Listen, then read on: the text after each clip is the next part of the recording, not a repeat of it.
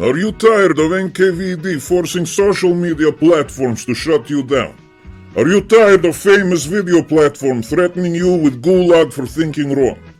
Now you can tear down wall and support this show by clicking on Mind's affiliate link in the description. To find us, go to facebook.com/greatsra. You can also go to minds.com/same rules apply.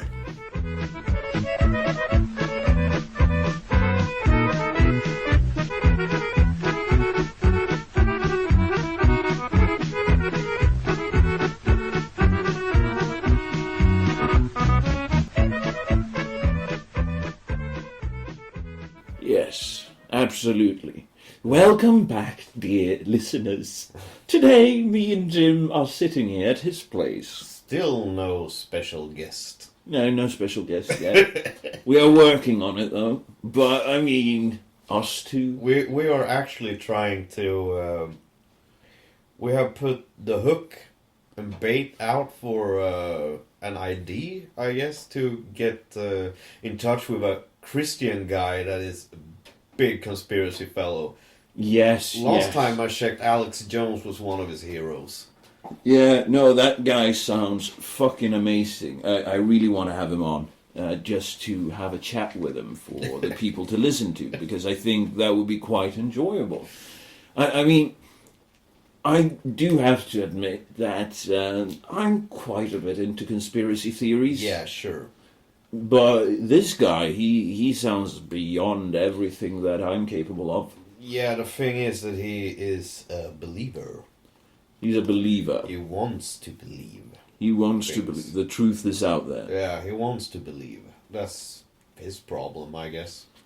Yeah, I mean, I want to believe too, but I'm not going to throw myself at it wholeheartedly. You're not going to be a sucker about it. Or I guess you could say. Yeah, I mean, you're simply not going to be a sucker. I mean, I'm sure that certain people would consider me to be a sucker about it, but I do consider myself to have a healthy, semi-skeptical approach. Open-minded, but still, like, this sounds like bullshit. But I heard a quote, it's good to have an open mind, but not as open as your brain falls out. Exactly. Speaking, wasn't that Richard Dawkins that said it? No, I heard it in some ufologist skepticism documentary. Oh, I see. I watched a shit ton of those. I do think it was Richard Dawkins that said that first. I might be incorrect. But speaking of Richard Dawkins, he was uninvited to a speech somewhere at some university or other because, believe it or not, he was critical towards Islam.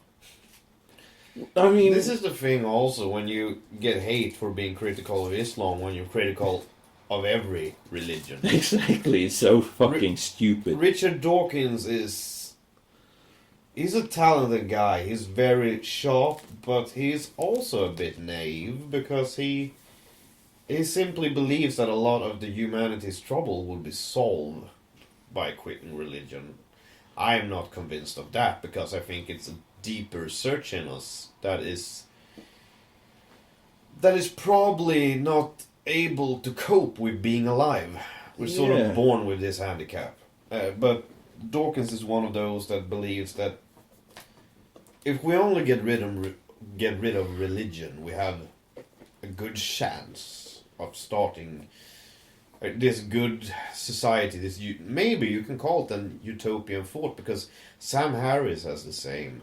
Yeah, and that is my main issue when it comes to these people. This is why I find free thinkers that are quite a bit doped out as well more reasonable in some matters. I mean, if you look at like the conversations that you hear in the Joe Rogan Experience, those are quite fascinating, because he's basically, I would say that I find myself at the same sort of questionable character that he is, the curiousness. I would say that he is more humble. He ain't as full of it himself. Yeah, I think that... Maybe it is just an image. I don't know. Well, it's a brilliant image. Yeah, but But he doesn't seem full of himself. And that is also the problem when you've been a part of something for so long and heard how talented you are. You sort of become ignorant. Yeah, you sort of buy the myth about yourself. Yeah. It's not a good thing. But the thing is, you also have to start... When you start out, you have to believe in yourself in that sort of way, because in other...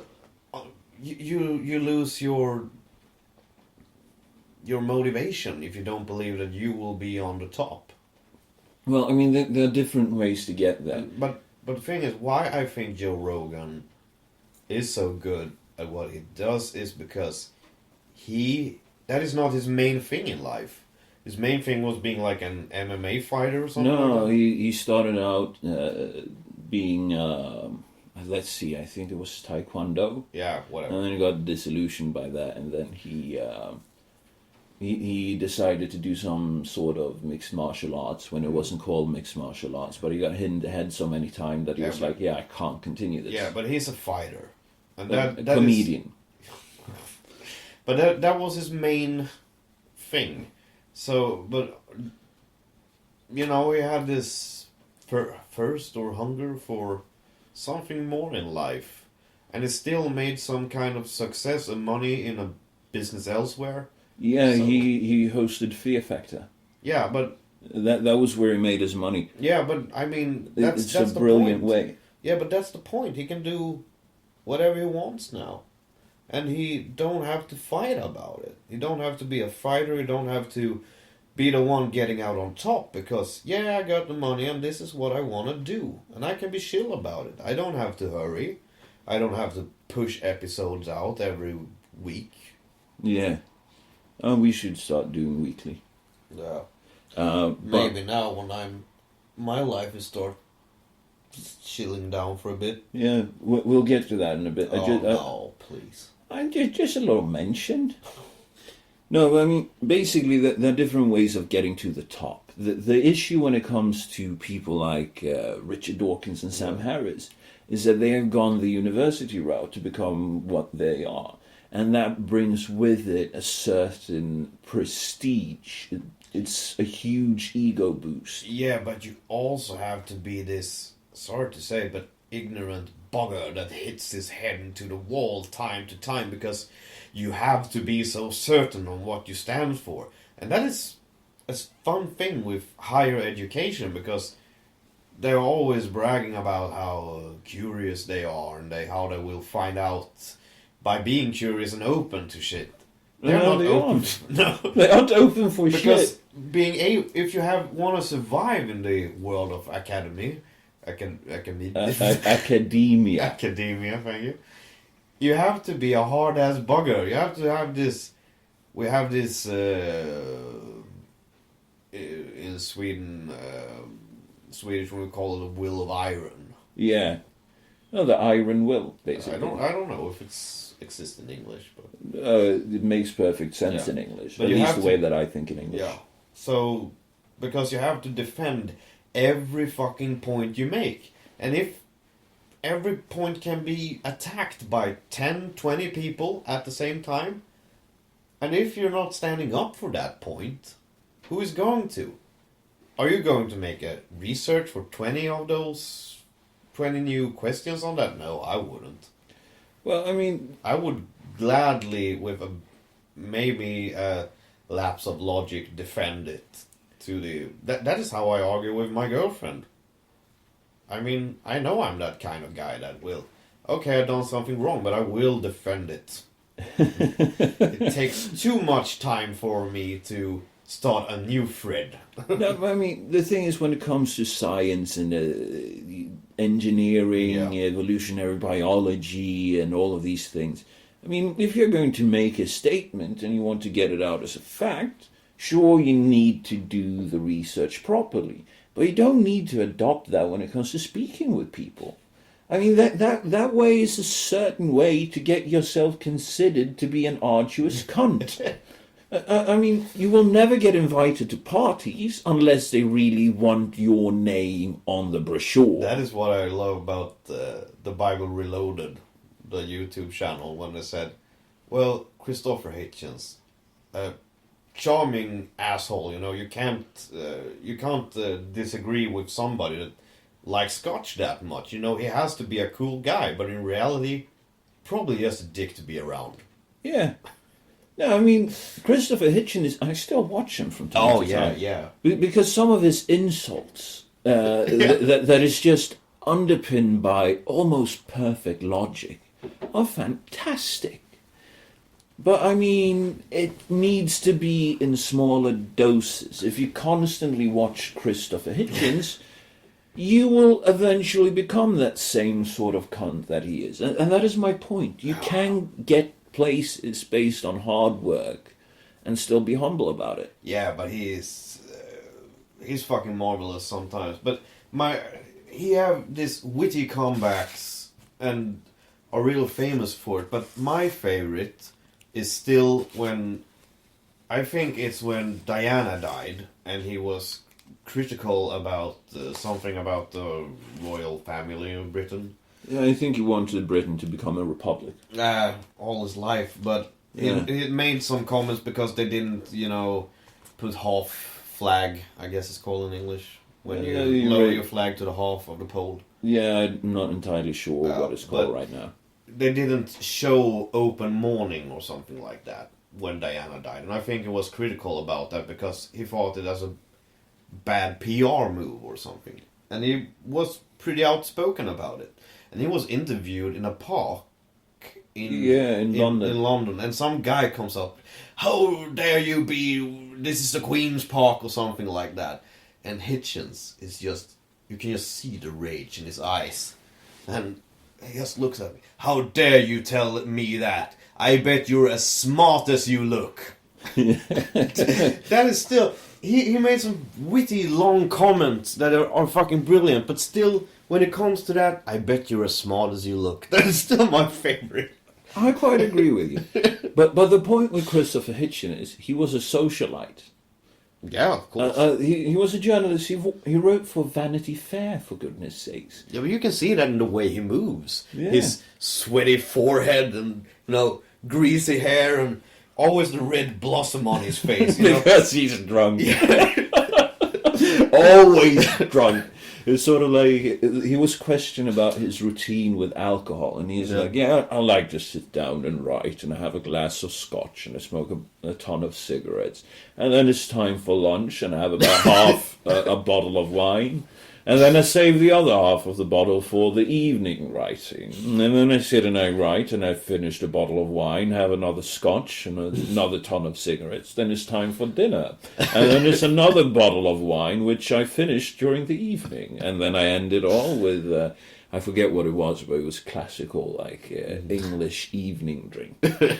Now it's just like brandy, sir. brandy, perhaps. And I was like, no fucking wonder your body couldn't deal with that cancer. Pardon me, but no wonder. If you live that way, you are so But susceptible. he to still had the everything. best comeback to that as well. I think it's on the Bill Maher show when they tell him, "Oh, how can you drink so much?" And he's like, "Have you ever seen something rotten in alcohol?" It's like alcohol is a preservative. That is still one of the best, Yeah, no, I mean, he has a point that way. Isn't it one of the Rolling Stones who's ordered to not stop drinking by his doctor? Isn't that like Keith Richards? Yeah, I think it is. But, His organs are like fossilized. Yeah, but I actually have a lady friend. Her mother was a severe alcoholic. Ooh. And a bit of a junkie as well, but most into the alcohol. And she worked at a very big university in Stockholm, and she had like 3 doctor's degrees, one in physics, one in astronomy, and one in math. She was this incredible genius. She did the right things in her academic career as well. But she was a big drunk, and I guess the university was fed up with her and told her, like, "You're going into rehab now, and or we will fire you." So she did that, and she got out, 9 days after going out of rehab, she just simply dies. Yeah. You know, like out of the blue, she just dies. Alcohol does that to Yeah. you. People speak about, like heroin and shit as the main killer. And fuck no. Alcohol has such a high mortality rate. It's just fucking But stupid. the thing is, when you come to heroin, you can't be whacked out on heroin, most of the time. When it comes to alcohol, you can consume it in small doses and still be a functioning part of society. Yeah, But absolutely. sure, you stink. Yeah. I've noticed that now I've gone back to drinking again after like 7 months sober. I think it's something like that. Yeah, I started out small time drinking again. It works for me. But when you're sober for 7 months, you really start to notice how much alcohol stinks.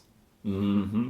It's like when you're a child again, and every time, your drunk relatives are coming to hug you, and you're like, oh, I can't stand the smell. Yeah, yeah. It's all like that again. Sulfuric, usually from wine and shit. No. Beer gives you a fairly bad breath, but I think that wine is the worst. Okay. Because of all the sulfur in it. Okay, I don't know about that, but when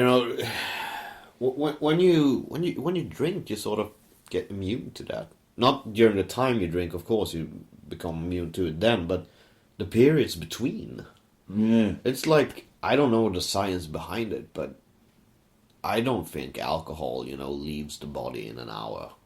No, it doesn't. It doesn't It leave your needs to body be in an back hour. in, like, I be think- around for like weeks. I think it is that the way it burns off, the way that it is in your system, where it makes it illegal, I think it's like 1 centiliter per half hour, maybe 2 per half hour, something like that.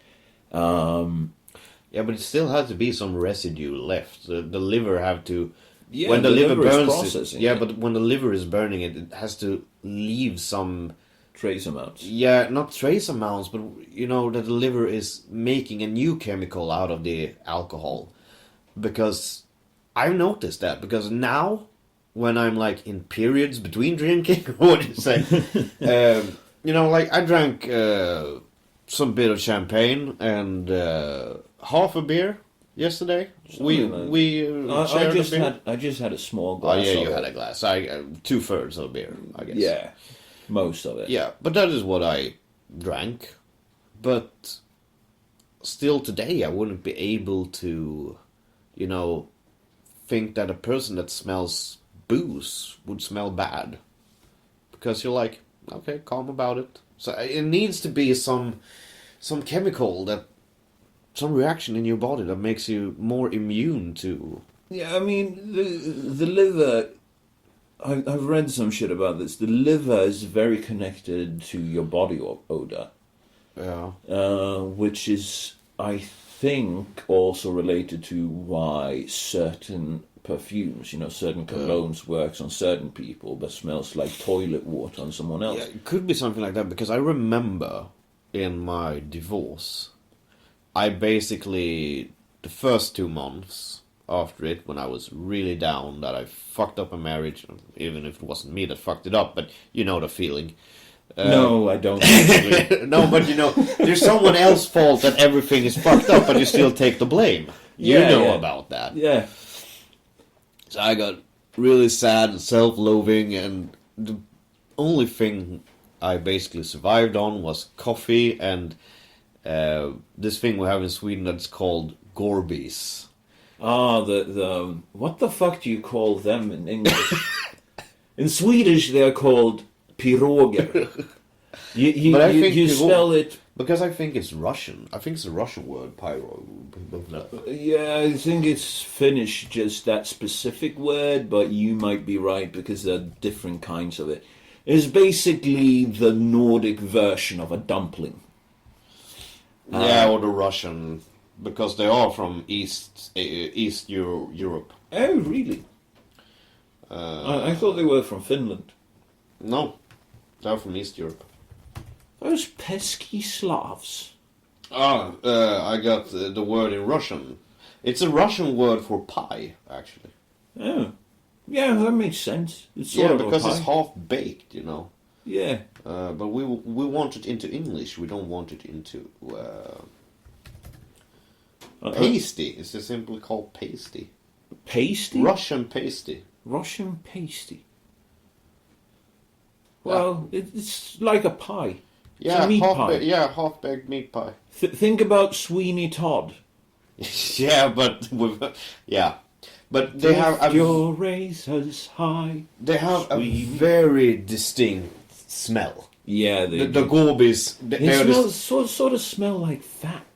Sweat. Yeah, it smells Fat really and bad. Sweat. But that was basically what I survived on, and the tomato a little now and then. I remember because when I was having when it was Saturday, you know, I had to celebrate with a tomato as well. No, but that was basically what I survived on for 2 months.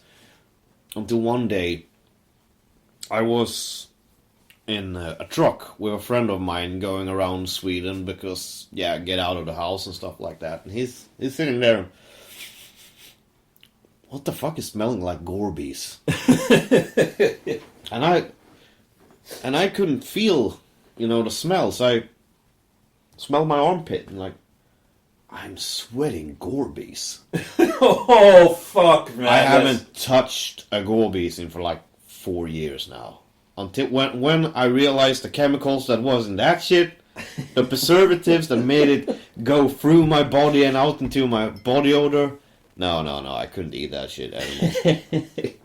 So I think it's definitely something to do with liver.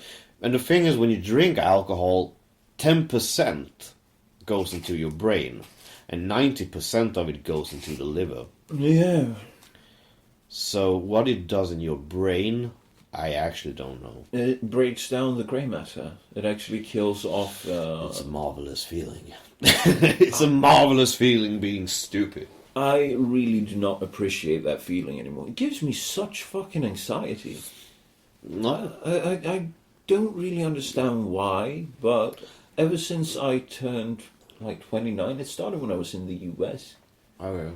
But the thing is with alcohol, it doesn't create... When I talk to a psychiatrist about this, because I also have problems sometimes with anxiety and alcohol when I'm not on the psychiatric tablets, pills, or I don't know what is that.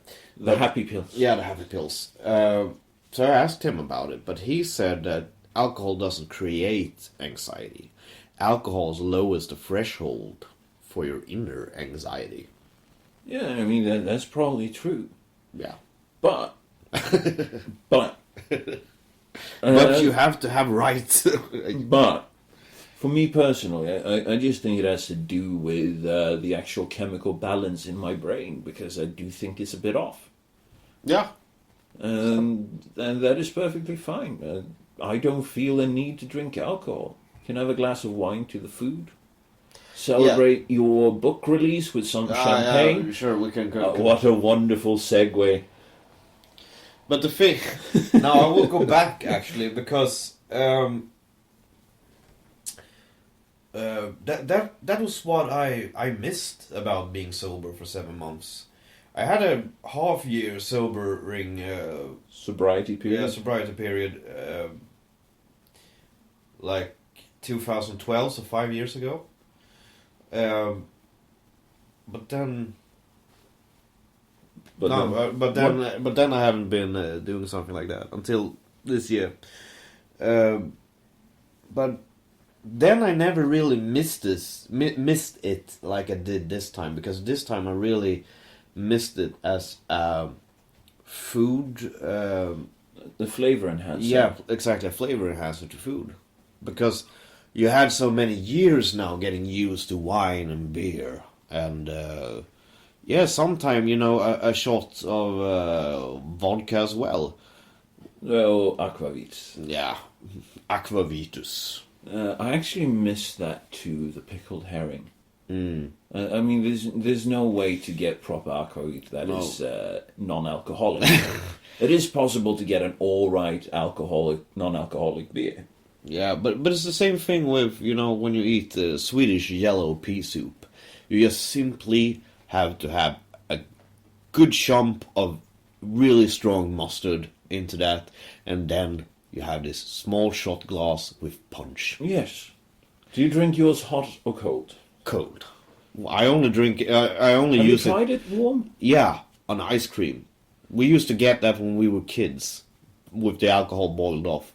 Oh. We got punch on vanilla ice cream. I still do that sometimes. That sounds quite tasty. I remember when I first discovered that, I actually had a couple of parties where I just drank punch.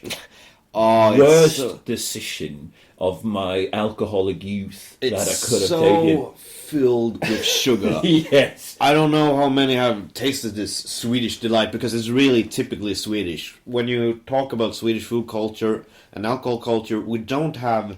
Al Capone actually imported the spirits for it to flavor the moonshine that he sold in Chicago. From this town, actually. Cool. Which, well, that might have given away too much, but I don't think people will Google it. But anyhow, should I cut that away? And I don't know. I'm thinking of if I should have a scotch or not.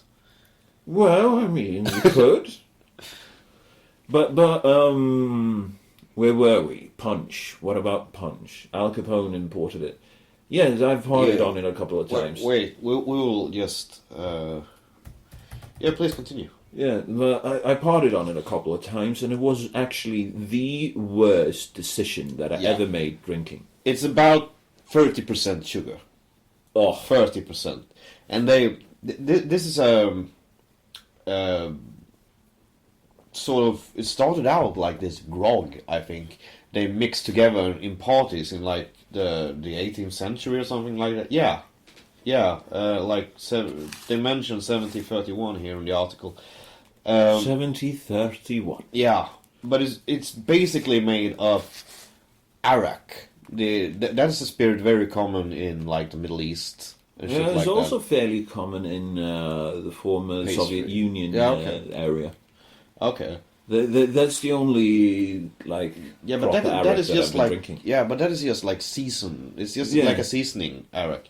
But then it's sugar. Remember, 30%. Then it's lemon juice, water, and actually tea. Tea as well. Yeah. Does it say which kind of tea? No, I can't find it out here. It's probably like Earl Grey or some shit like that. And that is why I guess it started out in the 18th century, because we in Sweden first started out with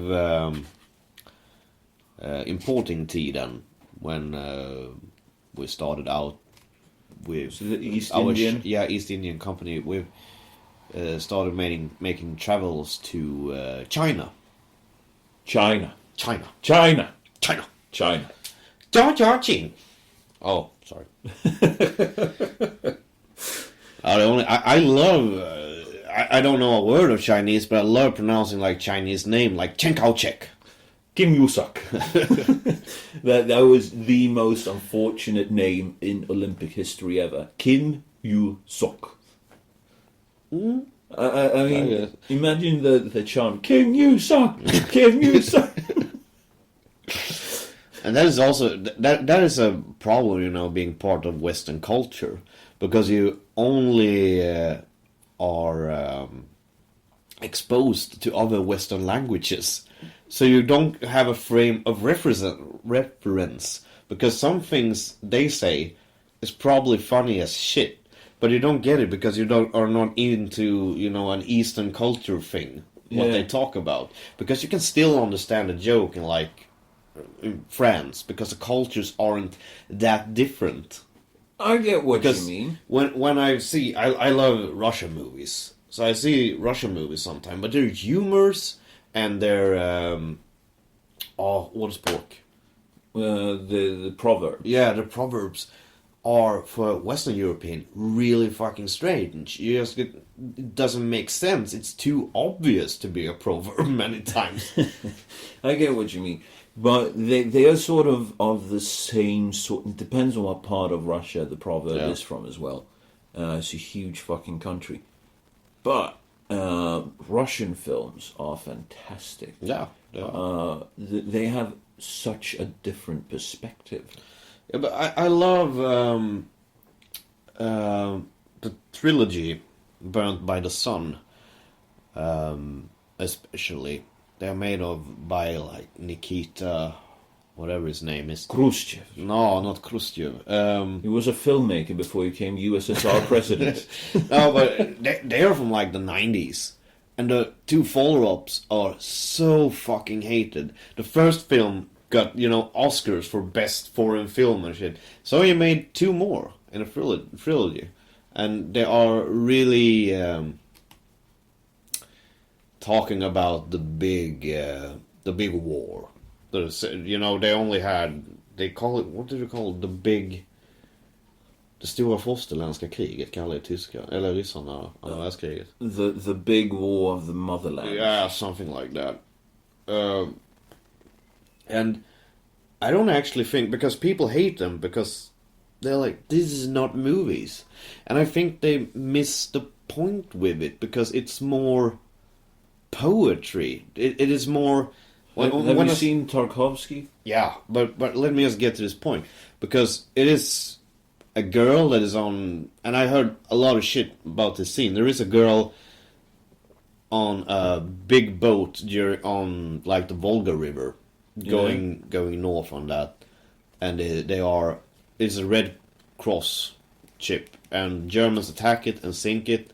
And she's basically the only survivor. And she survives by clinging on to a big sea mine that is supposed to have exploded when she just like touched it. But it doesn't explode, and she survives by this floating sea mine and drifts to a shore. And it's not about reality. It's about the poetic sense that you give yourself up to something dangerous that actually can save you. Yeah. The movies are filled with that. And yeah, if you want a straight up Hollywood movie, yeah, it fucking sucks. But if you're supposed... You can't watch Russian films expecting the Hollywood frame, Because they are not that forward. They're not that obvious. And that is sort of what I like with the Russians, because in a way they really are. Very obvious, very forward. It's just that they are obvious and forward in a poetic sense. Yeah.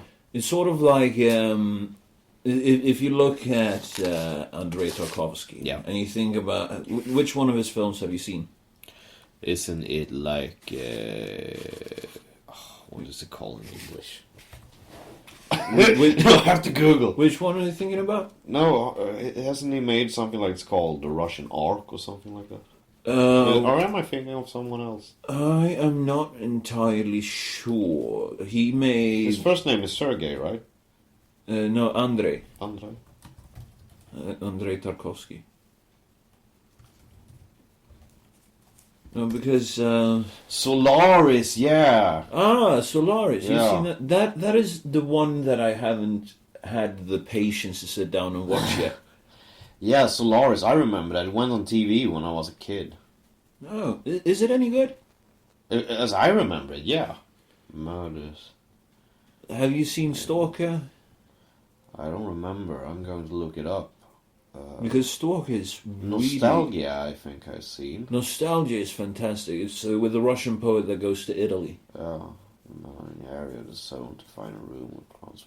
No, I don't know. I don't think I've seen Stalker. I have to put this on my lists, I think. Because the thing with nostalgia is that people tend to search between the lines of the film, so to say, if you can use that sort of speech regarding something as films. But they try to find something that isn't really there. Yeah, sure. And that is the beauty of Tarkovsky, because what you see is exactly what he means. You just need to be very observant, which is why you need to watch his films several times. Yeah, so you notice like the background and shit like that. Yeah, and also the small things that are there that you don't really pay attention to in any other kind of film. But yeah, he leaves a book that you can sort of glimpse on, so you can see the the favorite author of the. Yeah. And those things are fantastic because when you find that is something that is very common with all sort of Russian performance arts, is that you give everything such a huge background that you could actually write a fucking book. When it comes to acting especially, they have the Stanislavski method of acting. Okay. I don't understand that really, so please. It's basically a method to get you to perform the characters on the proper level. And for that, the Russian actors that takes this seriously, they usually write long fucking notebooks about it. Yeah. So per character. So some actors that I've spoken to that are from Russia, they usually write like 50 pages of information about their character, and it never gets used in any shape or form. But they have it because it gives me security when I want to feel my character. But that is sort of the Russian thing also. They want security in everything they do because they don't want to deal with authorities because they know maybe sometimes they don't have enough money to bribe off the authorities. My cat is sleeping on your iPad. Yeah, that's all right. What are you doing? I'm going to the liquor. Jim is moving away his paintings. Because I paint. Yes, Jim. I'm in a painting period again. You are? Nice. Yes, this is called Vigrid in waiting, and Vigrid is the plane that the Battle of Ragnarok is supposed to happen on. So this painting shows off snow-covered hill that is during the Fimble winter, when the winter will be 3 winters long. I'm moving into the liquor cabinet, slowly.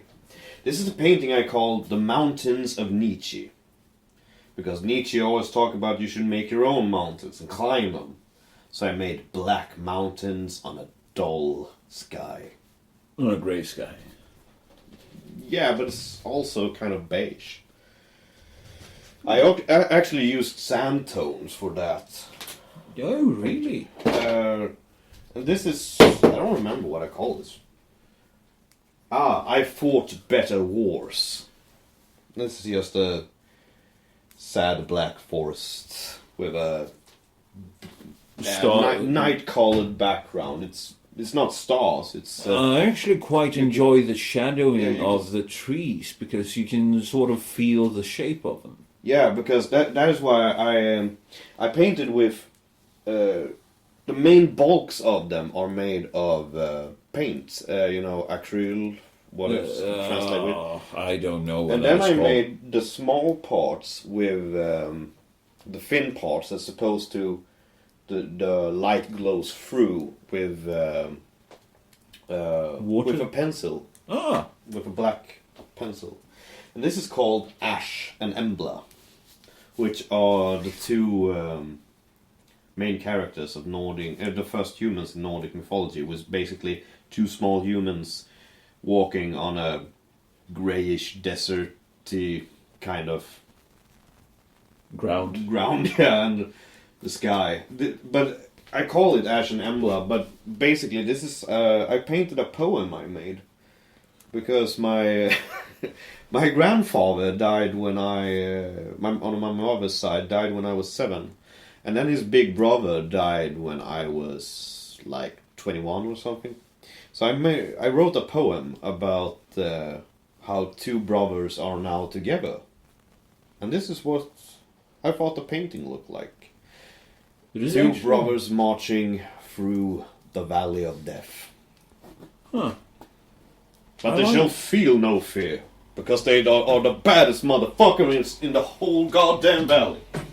You know what you need to do? You need to put up those pictures on the Facebook page. Yeah, I guess. Just take photos of them and put them up. I guess. I will acquire a glass. He's walking out into his kitchen to fetch himself a glass. Because, fuck. I wanted to make this a poem, but I wasn't able to continue it. I suck at that sometimes. Oh, do you remember what we promised the listeners for Remember what we promised listeners? That I should read my 4 poems I made about you. Yes.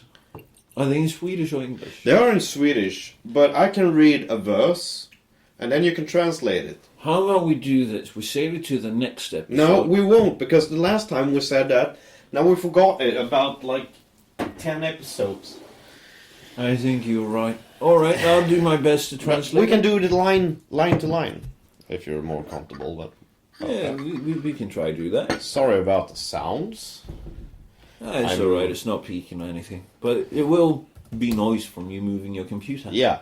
So when I missed Fred when he was going over to America and leaving me living in a moisty cellar to survive with my severe depression, I wrote him 4 poems. The earliest one, I can't talk about the date being exact because sometimes I write them down and then I find them half a year later and put them in. Yeah. The first one is just simply called Frederick. Oh, We are covered.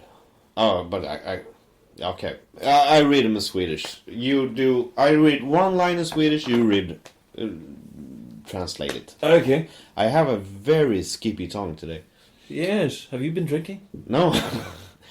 Vi är täckta i cigarettaskar. We are covered in ashes of cigarettes. Fulla. Drunk. Samhällsfel. A societal wrong.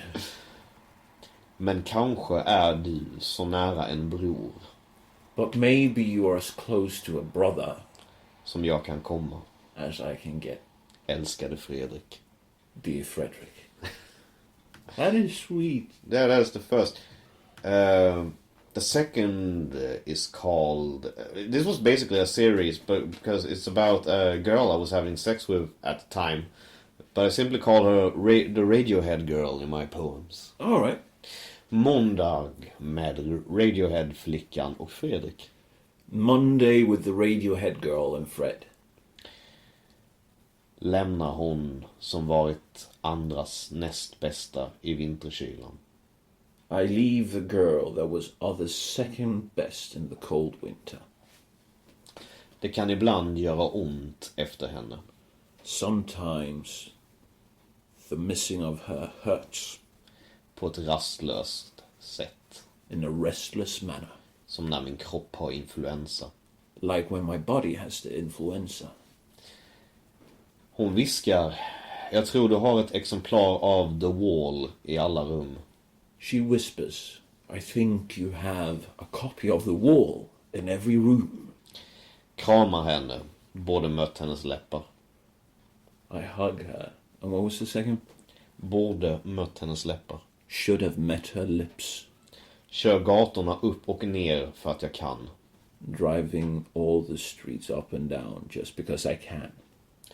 Tänker på dem som maniskt tror att de måste vara vackra. Thinking about them who maniacally think that they have to be beautiful. Det är vinter, så jag blandar Floyd och Sivan. It's winter, so I mix Floyd and Steven. Kanske rödvin och hur dagar går trots jag fått nog. Maybe red wine. And what was it? Och hur dagar går trots jag fått nog. And how the days passed, even though I've had enough. Ingen återupprättelse. How the fuck do you translate that? No resurrection. No, it's not resurrection. Fucking hell, try to find that word. I'm sorry for just butchering the translation of your poem. This is horrible. Oh, you made some pretty good. Restoration. Or something. Yeah. So what was it in Swedish? Ingen återupprättelse. No restoration. Och jag plockar upp min mentala hälsa. And I pick up my mental health. Fingrarna luktar redan cigg och Fredrik säger låt oss. My fingers already smells like cigarettes. And Fred says, shall we? Vi röker i bilen på en öde skolparkering. We smoke in the car at a deserted school parking lot. Vi pratar sund anarki i nedsläckthet och blå rök. We talk about anarchy. Healthy anarki. We talk about a healthy anarchy in a dark car covered by blue, warm cigarette smoke. Himlen är full med stjärnor. The sky is full of stars. Och vi pratar om hur tyst den känns. And we talk about how silent it feels. That's deep. I remember this one because this one I actually wrote when I drove you down to Malmö. Oh, yeah. The night. It's called Fredrik önskar att vi var där. Frederick wishes that we were there. Oh, yeah, but it's a comma in there. You read it as a full sentence. It's a comma after Fred. Fred, we wish we were there. Vi rörde oss bort från barndomsstad. We traveled away from a childhood city. Mot metropolen från dåtiden vi aldrig rörde. Against the metropolis from the past that we never touched. Den som ändå aldrig var något speciellt när vi såg den. The one that was never any special anyhow whenever we saw it. För du måste bort. Because you have to go. Till delen av världen du format till din. To the part of the world that you shaped to be yours. Remember, this is about Frederick going to America. Vi var de som aldrig kunde hålla käften. We were the ones that could never shut up. Och aldrig i helvete vill vi lyssna på andra. And never in the fucking world would we ever listen to someone else. Men visst gjorde vi det ändå. But sure, we did it anyway. Och delade cigaretter i stormen. And we shared cigarettes in the storm. På döda rastplatser. At dead rest places along the road. Ja. Jag gjorde min plats så obekväm. I made my spot very discomfortable. För det gjorde nog allt jag kunde. Come again? För det gjorde nog allt jag kunde. Because it did everything that I could. Precis. Gjorde den så omöjlig att tillhöra som möjligt. Made it so impossible to belong to as I could. Så vi rörde oss mot Malmö. So we traveled towards Malmö. Och delade cigaretter och bjöd bort till uteliggarna. And we shared cigarette and we gave some hobos some as well. The flow just evaporates. Yes. Jag bygger upp mitt mod. I build up my courage. För att fortsätta bort med dig. To continue away with you. Där du tror att jag ska slippa förbereda mig för varje natt. Where you think that I will not have to prepare before every night. Var en utanför bakgrund. Och ingen refuserad loser. Please come again. Var en utanför bakgrund. I guess I have written wrong here. Vara en utanför bakgrund. Being without a backdrop or background. Och ingen refuserad loser. And no refused loser. Du sa, låt oss. You said, shall we? Och gjorde din grej. And did your thing. Och nu är allt som vanligt igen. And now everything is back to normal again. Nu skiljer Atlanten oss. Now the Atlantic Sea is separating us. Och insekterna som krälar i min skalle är tillbaka. And the bugs that crawls around my skull are back. And the next poem is made a couple of months after this. I don't remember really why I wrote it, but it's called Frederick with a question mark. Fredrik, vad fan händer där borta? Frederick, what the fuck is going on over there? Vad händer? What's going on? Fredrik, sånt som vi älskar. Frederick, such things that we love. Sånt som vi gör när andra inte ser på. Such things that we do when no one else is looking. Svarta lungor för att matcha våra svarta kostymer. Black lungs to match our black suits. Varje gång du säger låt oss och allt det där. Every time you say shall we and all of those things. Fredrik, vad fan händer? Frederick, what the fuck is going on? Varför älskade vi det här? Why did we love this? Fredrik, vad i helvete gör vi? Fred, what the fuck are we doing? Tiden går så snabbt när man är bakfull. Time flies when you're hungover. Bakfylla en del i elimineringen som tid skapar. being hungover is part of the elimination that time creates. Och jag vet, Fredrik. And I know, Frederick, Jag stinker sprit. I stink like liquor. Men vaknar du också om morgonen But do you sometimes wake up in the morning med ett begär att köpa drömmarna du drömde? with a need to buy the dreams that you dreamed? Fredrik, jag orkar inte mer av det här med oceaner. I can't take this anymore, the part about the oceans. Hur fan räknar man tid? How the fuck do you count time? Fredrik, varför springer alla iväg? Why is everybody running away? That's it. The last one was actually pretty good. Yeah, that one really was. That one you should publish. It is published on the internet. Yeah, but you should publish it in a fucking Yeah, book. but I didn't. I think I really missed you here, actually. I think I did that because you were so hard to keep in touch with because it was like 7 hours between us. And I was really busy over there as well. Because I think it's like, this is probably me missing you. 2015. Yeah, this is when my grandmother got cancer. I remember now. Oh, shit. So I was like looking for a chest to be warm on, I guess. No, but I think I actually missed you a lot here. Because... Well, next time we'll go to the US together. I guess we will. Actually. Leave this shitty country behind. Let's go to Texas.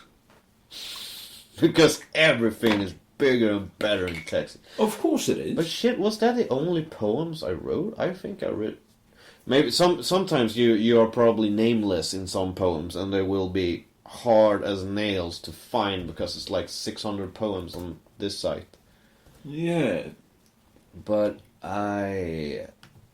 because I remember this day now, because I was when my grandmother got sick, I have recently started a new what the fuck is it called? Let me. I can handle this. I can handle the English. Do you English, motherfucker? A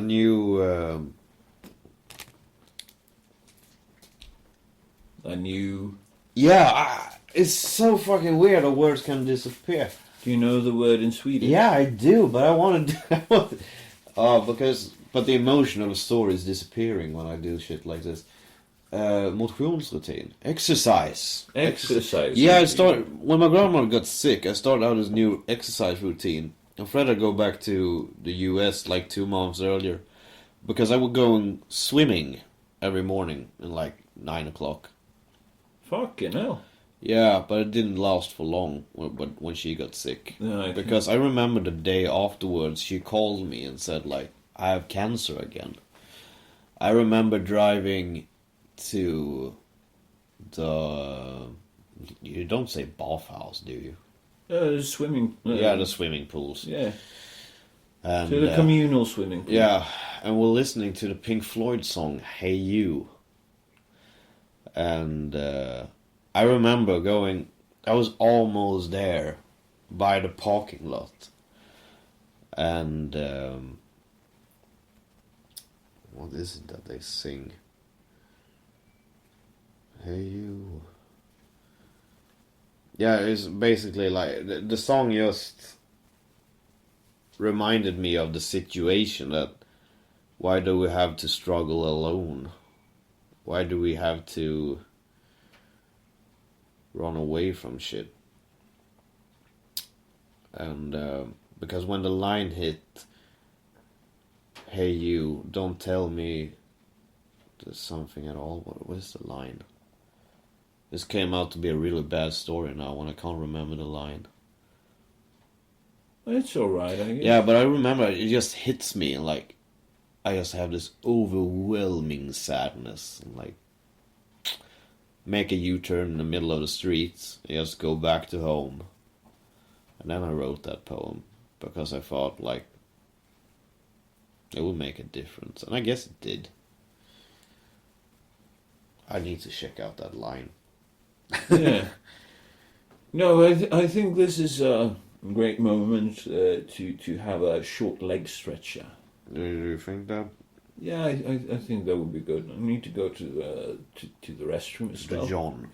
Yes, to the John. Let me just see here. Jim is checking out the lyrics. Yeah. Hey you, don't tell me there is no hope at all. That was the thing, because her cancer was probably terminal, and it turned out to be. Because it was that lyric, don't tell me there's no hope at all. Because he had... Yeah, that made me totally crack down. And then I went home and wrote you that poem. And I lived at a friend's basement at the time. Because I was so fucked up, so I couldn't take care of myself. And when that hit... Damn. Yeah. So then I wrote that poem. Now you know the story about that. Actually makes me feel like a bit of a cunt. No, you weren't. You were chasing your dreams. I was chasing my dreams too. Yeah. Which will probably bring us to the second part of this motherfucking podcast. Yes. That you want to talk about. Now I will take the first sip of my scotch, and Fred will go and hit the John. Yes, certainly. Yes. Yeah, I remember. I remember her wife being ready. Yes, well, we're recording again, Jim. Yeah. And I think that we should start this part of the episode about talking about your finger, sir. You're so fucking ridiculous. What did you do with your finger? I cut myself. And why did you cut yourself? Because a fan asked me to. Asked you to do what, exactly, Jim? To make a sign in blood. I wasn't able to do the sign in blood though, but I did make the dots and the exclamation marks and lined it with blood, because writing with your own blood is a hell of a... too much of an effort. And what was it that you signed? Come on. Don't be shy. My very own novel. You've had your fucking book released. Yeah, I had my book released, yes. So I signed it in blood. Yes, you did. It would be so much easier being a girl, having menstrual blood, you know, when you don't have to cut yourself, but... And how exactly did you cut your finger for this? With a bread knife. One of those jagged ones? Yeah. And it was the sharpest. I mean... So we were out for a leg stretcher, and I scratched myself on my finger and started to bleed again. Fred was like, what the fuck? Yeah, no, I mean, just the ridiculousness. I still think you should just have used a fucking needle and poked, like, the top of your finger. It's easy that way. But then I don't get much blood, you know, you have to squeeze out a drip. Here I got enough blood. Yeah, it was still bleeding. If you just put a little dink in your fingertip, it would have been all closed up by now. Yeah, sure. Yes. Are you worried? Are you worried of my behavior? A little bit. I mean, I know that you're going through a hard time in a way as well. So, I mean... I am. Yes, you are living together with a womanfolk. Oh, yes. Yes. Which makes me worried about your behavior when you use a fucking bread knife, a jagged edge bread knife, to cut your fucking finger. But you have to do weird shit like that. I expect that of myself. I'm lost for words, Jim. I mean, you realize how retarded that is, right? No, I don't. I think it's cool. Couldn't you just have... Haven't you had a mosquito bite or something that you could have scratched on? No, I had a tick bite, but I think it's healed up. Yeah, pretty much. Or, you know, The sit I have in my forehead. Yeah, you could have scratched that off and used that instead of using a fucking knife. But then it wouldn't have been for real. Actually, it was pretty fun. I have a girlfriend, a lady friend, I guess you say, that's in Norway at the moment. Yes. She is visiting the old record store Helvete in Oslo. So she was in there where Euronymous and Varg and the guys were back in the days when they sprayed black metal onto the wall. And the first thing actually that showed up in my head. Yes. Showed up in my head was, what an amazing scar to talk about if you just headbutt that wall. That was the first thing I actually got into my head, but wouldn't that be a cool scar to talk about? I'm like, yeah, I was scarred by hell. But the thing is, this is where we are fucked up at different levels. You're fucked up in the sense that when you sort of see harm, you see self-harm as the natural thing. Yeah, because you aren't meant for survival. So But- why not test the limit a bit? The thing that I do, when I feel a bit violent... if you- Violent? I wasn't violent. I mean, You're violent towards yourself. You fucking cut your finger. that isn't violent. That wasn't an act of violence. That was a act of admiration of life. Self-mutilation. No, it was an act of admiration of life. Being able to bleed and to see how much I could bleed. You know, I never act on it, but the way that I picture violence is towards other people. Yeah. I could be driving through, you know, the downtown area around the city square, and Then you just see people and nag yourself to death. no, I see people, and sometimes I'm like, Oh, naggers, yeah. Oh. This lady here with a stroller. Yeah. Imagine the headlines if I just turn my steering wheel a little bit. Yeah, but we all have those impulses. I do as well. That's my violent impulses. Sometimes when kids are coming on fucking skateboards Yeah. without a fucking helmet, Let's teach them a lesson. I get like an itch. Like, what if I Yeah, but I stuck think- out my elbow violently towards one of these guys' But I think face? most people do. That is why we are the sentient being, because we can understand our actions. We don't need to act on everything we feel. Yeah, but But I sure love living that style. In periods when I have acted on everything I felt, I was pretty drunk most of the time, actually, and jacked off all the time. I don't think... I never... Because I thought it would be this creative thing to do. So I moved into a small, very small apartment, actually. And like, now I'm just going to act on my impulses for like a week. I was just drunk, never had any food home. Lived on like pizza from the neighborhood pizzeria. And yeah, masturbated a bunch. I just wasted time. It came nothing creative out of it. Creativeness is about discipline, I can say. You never try that out? not in that way. I have to test shit like that, because if I don't do it, how won't I know it's like this glorious... Well, the thing is, if you continue living that way, you will be like those drunkards down in the park that are waiting outside of, you know, the state monopolizer liquor store at fucking 9:30 in the morning. Yeah, going but like, holy fuck, why is it still 30 minutes until the fucking liquor shop opens? I had a book signing this weekend, and I was like offering free chips, and two of those guys that have really destroyed everything The that is in the A-team. front. Yeah, the A-team. A-team. One of those guys walked up to me, like, drinking beer in the middle of the street, which actually is illegal during the festival that was in the... It's illegal in general to consume alcohol in public spaces. Yeah, in but the Sweden. police don't act on it. But Well, during the festival, when a lot of kids around, they do. And they were walking around being super drunk. And I'm like, Oh, you offered me free chips. I was like, yeah, of course you can take some free chips. They're here to, you know, do you want a book? You know, no, I'm beautiful, so I will take double amount of chips. He said, like, grabbed a bunch more and then just walk away. But I couldn't do that voice in like a low tone because it was gelling. But that is the thing.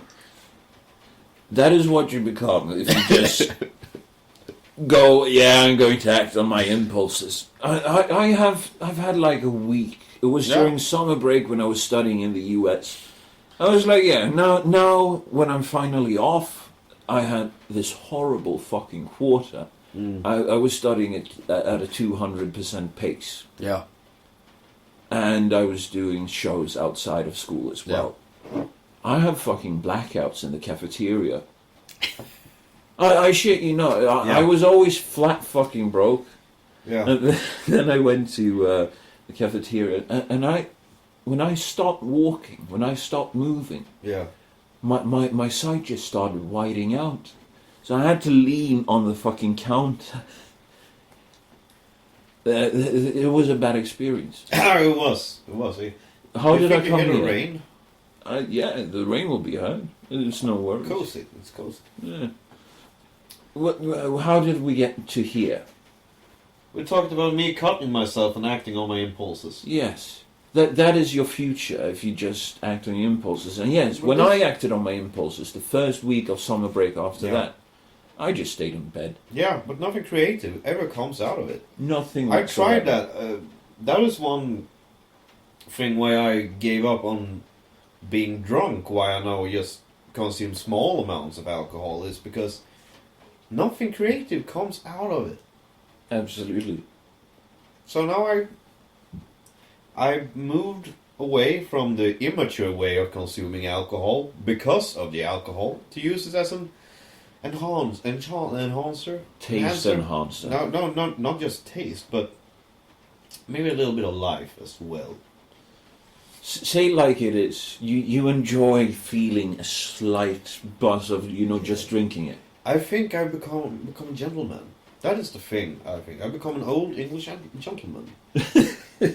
Now we just wait for the tummy to grow, so I could have a nice, respectable girth, and maybe a bit more of a bald spot, and... Why don't you just shave?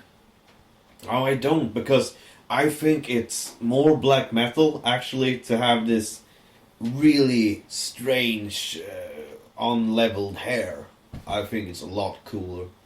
I saw some guys on the rock festival, Niflheim, yes, which is this really badass early Swedish metal band, and they were bald as hell, but they had the hair here on the side and had painted spider webs up on their heads, and we were so fucking cool. I will show you them. I actually show you them. They were so fucking awesome. And a friend of mine actually met them during the night. And I'm a bit jelly. Just a mental image of what you described. It's just... Yeah, you will see them. I will show them to you. And I think it's called like Hell Butcher or something he calls himself. Oh, you have to share a picture of that on the fucking Facebook page as well. On the first night. Yeah, here it is, because I have my t-shirt that says "Eat pussy, chug whiskey, and hail Satan." So that sounds lovely. Day. Where are they? There is Clutch. There's Bob Wayne. It is this day, but where are they? He's going through his photo album on his phone, trying to figure out which of all the concepts. There they are. It is. But they're horrible soon. Alright, let's...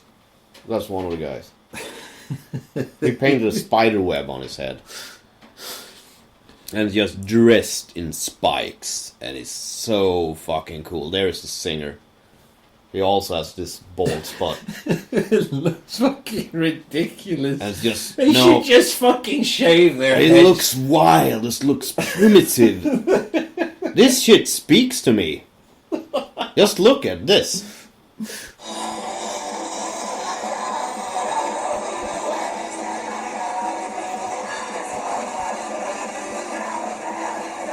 Why don't they just... Because now they look like wild... You see the spiderweb on that? Yeah. Because now they look like wild, ferocious animals. Like humanity always was. Civilization is just an illusion. The pain is always underneath everything else. Yeah, but there's it takes dedication to go that deep into what is merely an image, because that is what it is. Yeah, of course it is. But it's a cool fucking image. Yeah, but I don't want to be that cool. It takes more dedication than I feel is worth it. Why not just fucking shave your head, get it over with, and get that part of your life out of the way? Because Focus I don't on growing want a beard. I don't want to. You have a great beard. I have my beard, If but you just I don't shave want to your go head- around looking like my penis. You know, what the fuck do you say? A smooth top and a hairy bottom, with nothing in between. You don't need to have anything in between. You'd look fucking ferocious without that hair. Now you just look like, I'm in my late 30s and I'm clinging on to the last but part of youth. the thing is that I'm in my late 20s. I'm not in my Just late. get it over No, with. I think it looks wild. It looks like primitive, like I'm a part of the caveman thing. It just looked like you should have a comb over, but you're too lazy to have it. I'm But sorry. the thing is that I am a beast. You need to hear this. No, but the thing is, my girlfriend has daddy issues, and I have to consume my hair, looking like an old guy. I have to do this because she doesn't get off anyways. You would still look like a potential daddy with your head shaved. I don't care. I want to look wild. I want to look. Seriously, that is not why she's with you. Please continue. Because I always love these theories you have, like about her cat. That he has a boy's name because he's a substitute of a child. Because I know for a matter of fact you have wrong in that sense because... No. Yeah, because it was a earlier boyfriend that named it. It wasn't her. Well, she she probably just says that to make you feel better about the situation.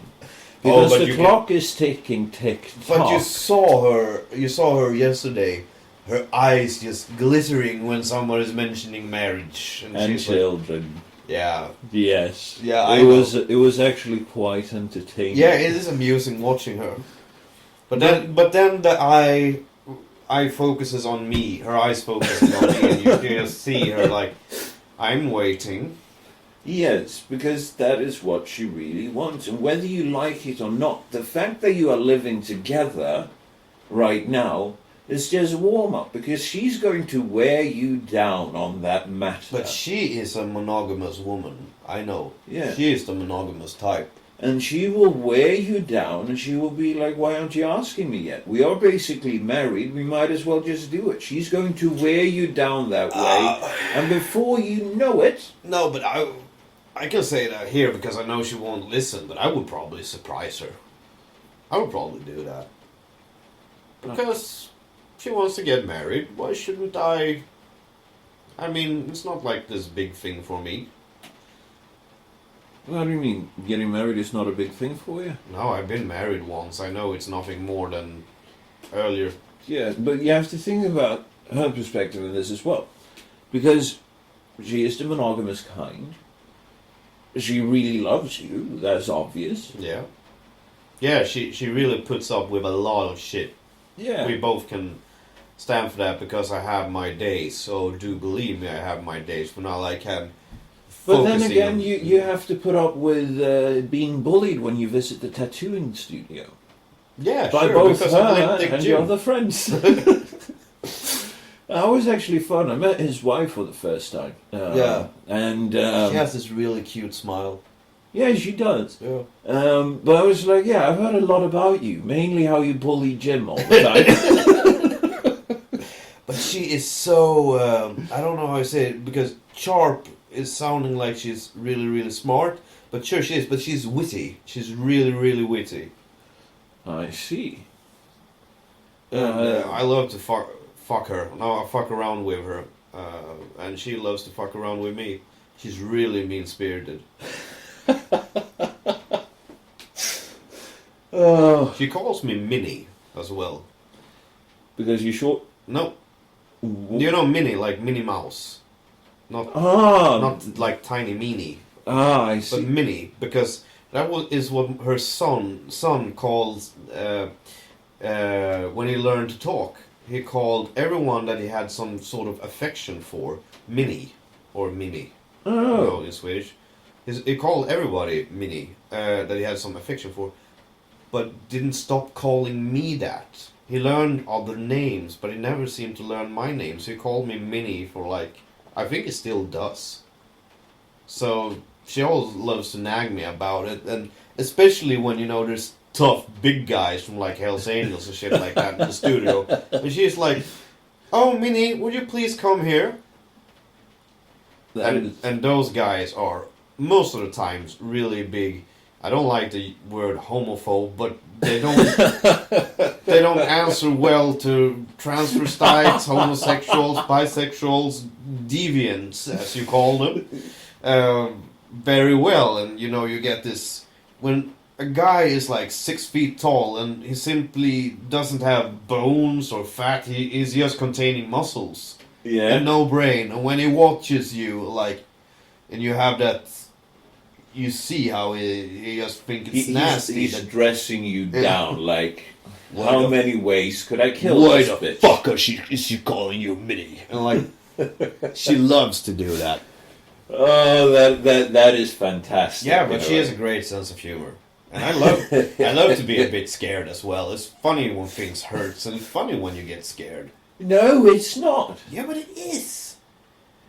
This is again the thing, the But- different ways that we are fucked up. Okay, but let me ask you a very strange question. Just in the moment when you are about to come, have your orgasm, isn't like one of the greatest things to get then just a big fat slap in the face? I can't The say pain- I've ever tried that, so I don't know. No, but the I've pain never- is something sexual with the pain there. It's like I the can't say. fight inside of you. The primitive animal just wakes up and you just get this ferocious adrenaline into your muscles and you just feel stronger and bigger. You degenerate slut. No, I try to get in contact with my biological big gorilla, ape, monkey, shit-faced son of a bitch chimpanzee inside. I guess that my sex life has just been very vanilla. Yeah, very egocentrical as well, I guess. Yes, I'm very lazy. Yeah, you're a very big individualist when it comes to sex. Yeah, it's my way or the highway, so usually I walk home alone. And if you walk home with somebody, you probably you don't take the nagging until you get to the door, I guess. No, I fucking don't. It's, the few times where I've actually met up with someone that way, it's just been, meet me there in like about an hour. I gotta go do some shit on my own. You go off and do the shit that you need, then we meet, and then we do the deed. I wouldn't be able to do it like that. Why not? Oh, it's not enough just meeting and don't have the tense moment before watching her move. I never know what to do in those tense moments, so that is when my game fails, which is why I send them off on their own. That is when you grab her hair, pull your dick out and just smack her in the face, watching if she's ready. If she still yells at you, she's not ready. But if she... oh, what the fuck did I come up with? But if she, you see her eyes going happy, you know, she sees the dick, she gets slapped in the face by the dick, and you know, she's opening up her mouth, then you know she's ready. Otherwise, you just let go of her hair and Tuck it back inside. tuck it back in and watch her move a bit more. And try that sometimes. No, I see no point whatsoever. If I'm going to go through another one-night stand period of my life, but it's not fun. One-night stands are not fun. Usually, something I learned about one-night stands from the perspective of being a guy is that girls are dicks. Yeah, they are. Because... Which is what... the thing is, for me, right, is I don't have that big of a head count. No. Whenever I try to brag about it, I go through. Okay, how many times have I been blackout drunk? I'll just name that number because that way it will seem like a lot. And I go like, yeah, I know I was blackout drunk, so I don't really remember, but about 134. With the actual numbers like 14. It was this year when I was drunk all year round, you know. I actually had like a period like that as well. Yeah, I know. You went to scene school in like the village. Yeah, the village just over. Fucking hell. I've never been drunk that much in a year. But why wouldn't... I love biology. I love understanding why creatures behave as they do. And the same thing comes to humans. I love understanding the game behind it all. It's like... And it also, I can say, it ruins sometime understanding why you love something. But most of the times, the chase after that knowledge is so interesting. I can't help myself. And seeing a woman getting into heat is something new every time. I mean, for me, when it comes to that, as I've said, it's not that many times. Who cares? Because I'm not that much of a slut. No, but if you don't have a fascination, you don't have a fascination. But the thing is, those periods is what made them grow attached. Because I've done it, and it's always backfired. Always. Because if they get to know what they throw themselves at, because it's such a more intimate act, that usually if they get to know you and then you have sex, you usually get attached. Yeah, and she always wants to repair you in some sense. Yes. I know about that. And that is exactly why the few times it happened, I've been like, yeah, meet me here at that time. Okay. That is why I'm so comfortable with my girlfriend now, because she is like, maybe she is doing it in a more meta level. I don't understand how she manipulates me. But she is more like, well, if I tell you you are not allowed to do something, I know you are going to do it, because you just are such a stubborn son of a bitch, and need to do what you want to do. And if I tell you you are allowed to do it, you will do it. So... She just tags along. She doesn't say anything about it. She does sometimes, but most of the time months afterward. It was like, yeah, when I realized that, oh, that girl was in love with me, right? That I spent a lot of time with. And she's like, yes. Yeah. You understand that now? Ooh. Yeah, no, I'm exactly the same way, because I just can't fucking read people when it comes to them interacting with me in that manner. Yeah. It might seem like I do, but that is just training. Social training to not get my ass kicked. But I'm just never able to read people like that. It's fucking impossible. And there's been some proper fucking obvious ones as that as well. Like this one party I was at. Yeah.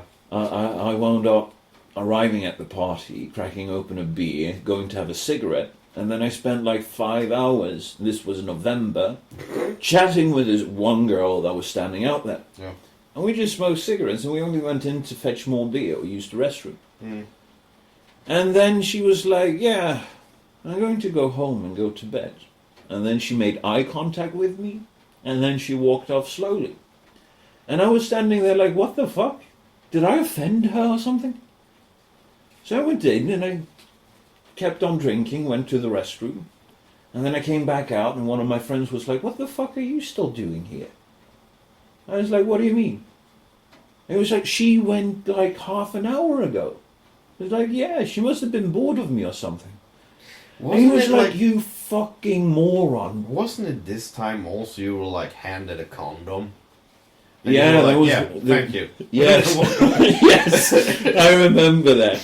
I was helping my friend Isaac and his friend that also became my friend Lars. I was helping them running the bar at a theatre. And I was serving this lady wine and beer. And she stood there and she chatted me up. And we talked before the show and then after the show. And we kept the bar open for like 2 hours after the show. And she just spent all this time with me, standing there chatting. And at some point she's like, yeah, I really would like another glass of wine, but I only have half of it. And Isaac and Lars had instructed me that, yeah, that's cool, especially at the end. We've already made the money. And it's like, yeah, it's all right. Yeah. And she was like, no, but I just feel guilty. You have to have something more, for you. And I was like, no, it's no worries. I even told her that my instructions were that way. So she started digging through her purse, and she gave me a nail file. And I was like, oh, sweet, I've never had one of these. So I pocketed it. And then she put up this, very tidy, like, gift box. Small gift box. Very tidy. And I was like, ooh, that's cute. What's that? She's like, it's a gift basket of condoms. And I was like, yeah, I think that you will have more use for those than I will. And she just stared blankly at me, and she was like, what? I was like, yeah, you'll have more use for them than I will. And then she looked a bit hurt, and she walked away. And then her company went away. And as we were cleaning up, Lars came up to me, and he was like, yeah, where did those guys go from? Yeah. I was like, how the fuck should I know? He was like, are you fucking retarded? I was like, what? She really wanted to do something with you. You know that, right? I was like, no. How do you know? He was like, what the fuck did she give you? I was like, a nail file and a gift basket. Oh! A water balloon. She gave me a water balloon. No, but the realization of that one, when it just hit me. And I was like, yeah, and a gift box of I'm so sorry. because this was a really beautiful and cute girl at the same time. Yeah. Great fucking personality. Yeah. We could talk about shit that I was interested about, and she was interested in it as well. Yeah. Didn't read the signal. I missed the train. But when you talk about things that you find interesting and things she found interesting, that is probably one of the things that is one of my faults as a boyfriend, because my girlfriend is very, very interested in she's very curious of herself and always likes a bit of the supernatural. There's always she loves when there are a tad of supernatural things that maybe is there. Yeah. And the thing is, I've spent my life just reading shit about this, and she is so interested in it, and I'm like not talking to her about it because, well, she can explore it if she wants, but I think it's a dead end. Oh, Jim. Yeah, Jim. I actually been pretty mean to her there, Jim. because I should guide her into that world. But I have started. I introduced her to Project Serpo. I introduced her to the Dyatlov Pass incident, and because she's starting to get into aliens, and I spent like 3 or 4 years of my life reading about the weird alien shit. So, have you introduced her to Graham Hancock? no, I haven't yet. But she loves to hear me talk about history, but I don't know if she loves someone else talking about history. Because, it's girls. They always love their men. Yes. What their men are doing. Yes. And there's also a thing, when you know that your girl is strangely obsessed with you when you watch your body in the mirror and it's subpar. And she comes up in the morning and is like, oh, I just love to see you naked. And And in yourself you hear that voice that speaks a low, but in that tone that always seems to slip through everything, that you know love has blinded her.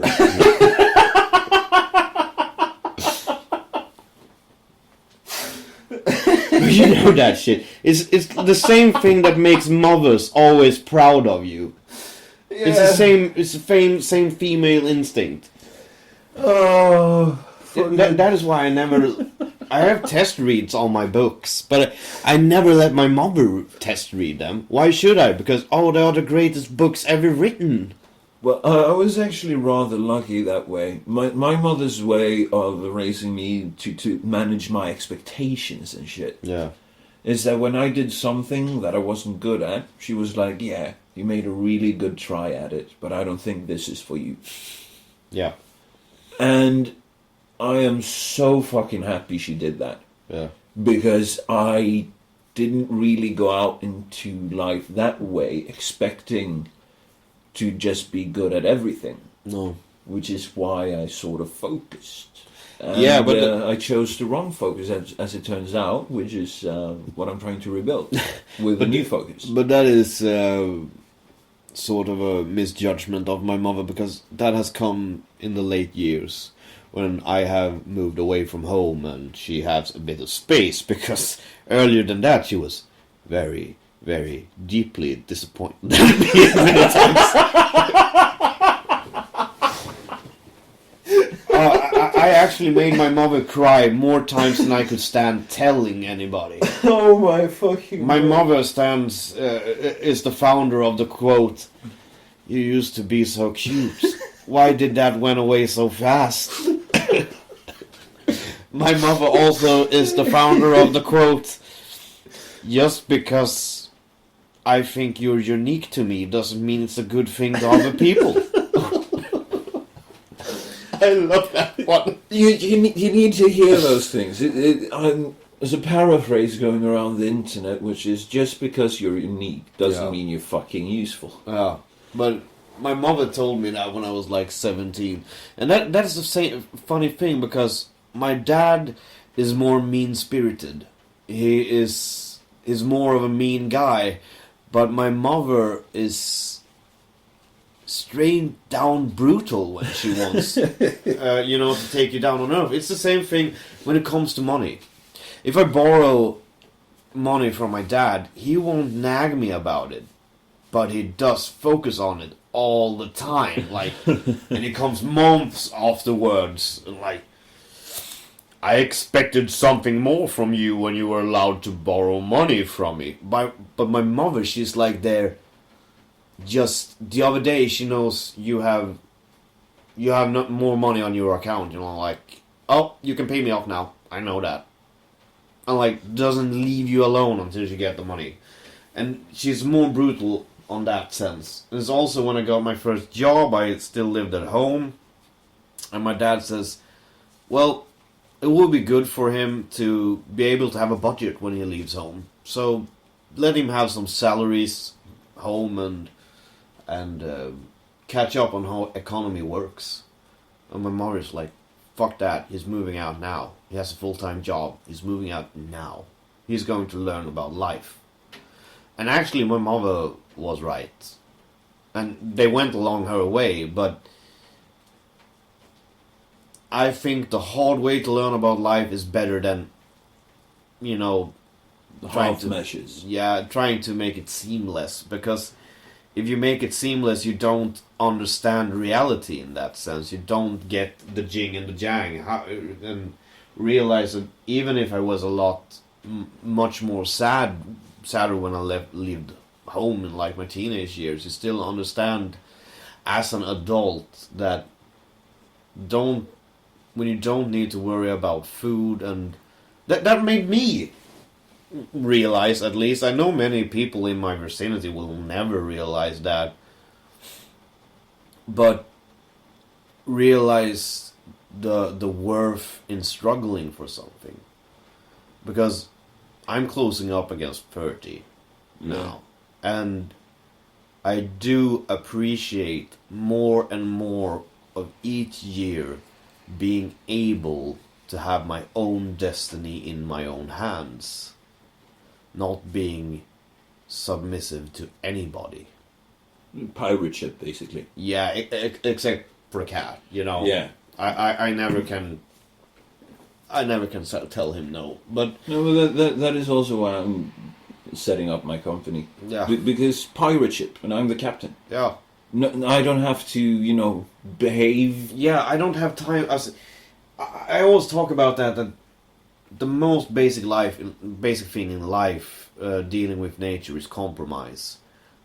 But I don't want to compromise with the sad fucking animal that is human beings. Exactly. Only human beings that I love and care for. They are worth my time compromising. But the only thing I'm submissive to is a cat. And that I'm trying to explain that for my girlfriend, because she is like, why are you always feeding him, giving him candy and such, and he isn't fat. He's thin and slim. He's slim. Fit. Yeah. He's a fit cat. And I ain't overfeeding him, but I'm spoiling him. Yeah. Sort of And- like I'm doing with my Yeah, cats. but the thing is, my girlfriend doesn't understand that because he needs to learn to behave. But I'm like, the thing is, I'm a human. I will live a long life. I have earlier had cats that have passed away. Yeah. I know that I will be there for whole of their lives, but they will only be a part of my life. That is why I want to do everything I'm able to do for them. Because they need that tight bond with something that's always being there, that no human will ever have the ability to experience, because we live that long. Dude, that just got really deep. Yeah, but we never have that experience of somebody being there all the time. The only one you have in your life is yourself. Yeah. That is why you need to depend on yourself. That is why I think the years I spent in loneliness are the best years of training in my life, because I learned to enjoy myself by myself. I learned to comfort myself by myself, to reason with myself. And actually, many times I learned to reason over feelings. And I'm glad I've got that experience. And too few that is a people. part of becoming a man. Yeah, but too few people give themselves a chance of that experience. Yeah. No, but the thing is, that will come for any man soon as they get past 30 somewhere. You think? Yeah, it has to. My dad still can't feed himself. Oh, sure, he knows how to use the telephone. He's able to feed himself that way, but he can't cook dinner for himself. He fucking microwaves bacon. What? Yeah, he microwaves bacon. No, And but what I meant... what I meant... I know, it's the it's the ideology. reason over emotion. Yeah. That has to come at some point if you're a man. Because if it doesn't come, you will always be a boy. Yeah. And that is the thing. That comes naturally to people around 30 to 40. It has to come. Because otherwise there's no way you're going to survive. But the thing is that emotions always trick you. Because emotions always feel more real than rationality does. Yeah. And that is part of experience, growing up, understanding experience, is that you get that what feels right isn't always right. We have that beautiful expression in Sweden that everything that glitters is not gold. Yeah. It's something in the vicinity of that in English as well. But we use that pretty much, I guess. And I think it's a really important decision and important lesson to know that only because it feels true doesn't mean it is true. It's like growing up, every teenage relationship you have, it feels like, oh, you can poke her pussy, it's the most glorious, most true thing ever existed. But then you learn she's a self-obsessed Cunt. son of a biscuit. No, Daughter of a biscuit. That self-obsessed cunt. Yeah, Just many use of the proper girls. words. Yeah, many of the girls in the teens actually are that. Yeah. Because they haven't had their first, disappointment yet. Understanding that I'm not the center of the world. I'm glad my girlfriend had that before I met her. because I wouldn't stand one of those anymore. When you're 16 as a boy, you're insecure as fuck. The only thing you know is that you have hard on 24 hours a day and you want to relieve yourself. Yeah, you really need to do something about it. Yeah, and it's worth free masturbations if you do it with a girl. Yeah, basically. Yeah, I think it's the general rule of it. No, but I mean, during puberty, during that time when you're that fucking young, the brain is actually bulging at the skull. Yeah, I know so you become completely unreasonable, and on top of that, you walk around with a constant hard-on. I was fucking prepared. I was like praying to God, and I was like, okay, listen to me here, God. If I give you my left hand, can you just let me get to sleep with any woman? I don't care, as long as she is, legal age. Yeah. And as long as she has tits and she has a cunt, I'm happy. Just not too old, because that would be nasty, but almost.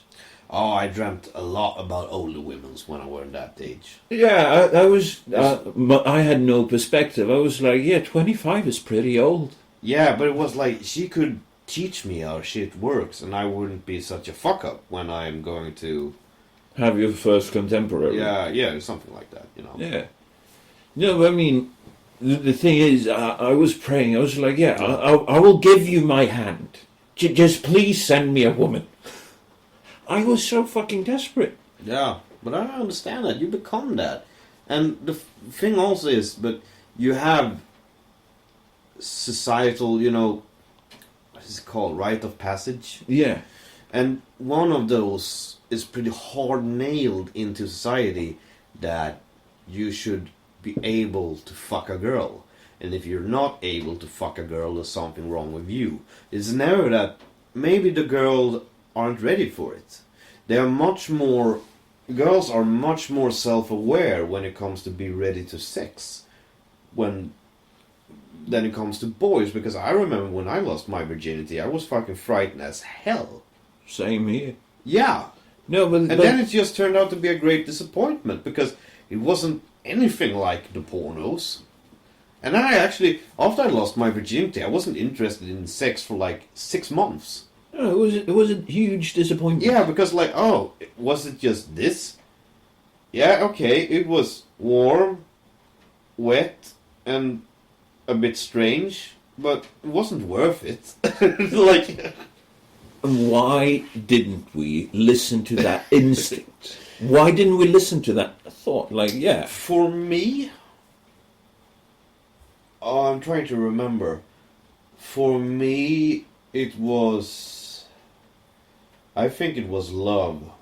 Because I think I tried sex sometimes more after that, but then I met a girl that was more experienced than me. And she wanted The D. the D. I was trying to find some more fun word for it, but The erect penis. the meat stick. No, she wanted. She wanted to play hide the stick. Yeah, in the bun. Put your meat piece in my taco. But yeah, I love the word. We have, I don't know what it's called in English, but in Swedish we have this word that's basically translated to. What is Can it? you say fanny? Bun fanny. I guess you can say, translated into English. How do you say it in Swedish? Bullmus, bullfitta. Oh. That basically means that she has a huge fucking cunt. No, it doesn't mean she has a huge cunt. She has, this big Venus. I don't know what it's called in English. That you see through It's the a pants? swollen pussy, actually. Yeah. Not a camel toe. It's a swollen pussy. Oh. And I never bothered checking into what that meant. Some what do you say, hefty girls seem to have it. With a generous Oh, girth. come on, I know you With have, a generous girth. you I mean? know. Yes. No, wait. I know you have slept with one girl that claims to have one of those. You will have to tell me off air who it is. Yeah, I will. Be- I will. be- She said that you had slept with her. I don't know about the truth of it, but she claims also to be. Write the name on your phone. And I'll see. I think you will fucking crack down. If this is not true, I won't. It won't surprise me if it's not true, because she told me this when she was drunk. But Oh, yeah. yeah, Yeah. why didn't you look down? Because it was beneath the blanket. Okay. I mean, there's no real point in watching it. You just have to interact with it. Okay. I know it by feel, not by sight. Okay. I will leave it there. Yeah. No, I mean, it's just, why do you have to watch it when you can feel it? I love watching it. I mean, you do that when you watch porn. I mean, the point of having it is to feel it. Yeah, but you sort of feel that internally, but at the same time, you want to watch and understand that you are the one in control of what you see. But you are in control of what you feel as well. No, I'm not. You're not in control of feelings in that sense. Well, I mean, I'm fairly much in control. I don't really get angry that often. When I do get angry... If you don't get angry that often, doesn't mean that you're in control. Of course it is, because I meet idiots all the time. No, it means just that you're more timid and that you... No, I just don't... soothe yourself a lot. No, I just don't bother with them, because it's come not on. worth it. When I was younger, I actually got angry at everything that went in my way at some point. Yeah, but you learn by experience what is worth paying attention to. Exactly. But And that's the that thing. isn't control. It's not That's just- timidity, because I still notice them. I still feel, like, oh, this is so fucking annoying. I feel the beginning of that rage, because I really dislike I don't people know at if I some point. agree with you. You don't have to agree with me. No, I know, but I want to understand your thoughts and how they Okay, let's put it this way. how they feel against mine, because you could be right, but I need to think about it. But put it this way. I've been able to, in a matter of hours, kill any romantic interest I have in a person. A romantic interest that is beyond that glorious feeling okay. of, holy shit, I really want to fuck her. Shit! I need to start with dinner. No, How much? How the fuck? I don't know. Oh, not that long. Okay, but let's finish this up then. Yeah, but it's beyond the feeling of, oh, I really want to fuck. Yeah. It's beyond that. It's when you go like, yeah, I could actually see myself with her. That feeling, once you start to feel that gooiness, a couple of hours, I could actually get it to go away. If I really wanted to. I always had a problem with not falling in love in girls, because that was basically that's been very big part of my life, just falling in love for hours, weeks, and maybe months sometimes. I don't know why, but so I can't understand that, why you would. I've been more part of a junkie on that. Kept my head over the abyss. Huh. Kept the abyss of staring back at me. No, because to me it just seemed like more work than it was worth. Yeah, I didn't follow it every time, but I enjoyed the feeling of it. I hated the feeling of it because it just gave me anxiety because it didn't happen most of the times. Sure, but that's part of life. Yeah, and I decided that You I don't was eat done with it. good food every night. Yeah, You need eat the food you have to eat. Yeah, but I Because- basically said, I'm done with this, I don't need this. Yeah. It's too hard to focus on the things that I want to focus on.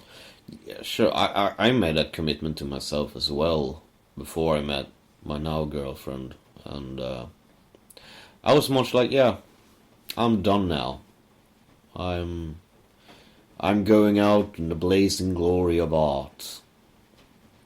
And then I got drunk one night and felt that I want to go. I was always bitter at this old pub that old people hang in. Ah, yeah. And I thought I should go to a place where young people are and be bitter about them. Actually, this is true. And she had a friend that knew me, and they walked up, and we started talking, and she was like, "Yeah, I see your eyes. I can see that you're disgusted by those who are just here for one thing." She tells me something like that. I'm pissed drunk on scotch, and I just look up at her.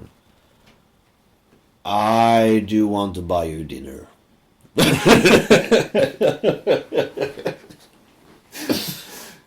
Have you used that scenario in one of your books? No, I haven't. You should. That's a really good scenario. And then I actually asked her later, something like, "Do you smoke?" And she's like, "Yeah, I smoke." And I know I can trust you.